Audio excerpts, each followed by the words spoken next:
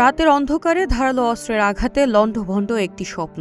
রাঙামাটি শহরের রাঙাপানির নোয়াদাম এলাকায় কেটে ফেলা হয়েছে প্রায় ৮০০ ফলবতী পেঁপের গাছ। প্রায় ১ একর জমিতে ১,০০০টি পেঁপে গাছ রোপণ করেছিলেন চাষি মোহাম্মদ খলিল। এর মধ্যে সবচেয়ে বেশি ফল ধরা প্রায় ৮০০টি গাছই বেছে বেছে কেটে ফেলে যায় দুর্বৃত্তরা। গাছগুলো থেকে আগামী ১ মাসের মধ্যেই পেঁপে বাজারজাত করার কথা ছিল। বাগানের কেয়ারটেকারের ভাষ্যে সকালে ঘুম থেকে উঠে বাগানে গিয়ে চোখে পড়ে ধ্বংসযজ্ঞের এই চিত্র। ভূমির মালিক আহমদ ফজলুর রশিদ সেলিম বলেছেন, এমন নেক্কারজনক ঘটনা কখনো কল্পনাও করেননি তিনি। প্রায় ৮০০ গাছ কেটে দিছে। কে করছে, কারা করছে এটা তো যেহেতু দেখি নাই, রাতের অন্ধকারে করছে। আগামী ১ মাসের ভিতর বাজারজাত করার সময় হয়ে গেছিল। এটা তো আসলে বর্বরতার চরম সীমানা। এখানে প্রায় ১৮০০ গাছ লাগানো হয়েছে, তার মধ্যে প্রায় ৮০০ গাছ এক রাতে উঠে দিছে। আমরা এই জায়গায় সবসময় এটা পরিচালনা করি, মানে আমাদেরকে যেটা বলতে হয় ওটাই আমরা করি।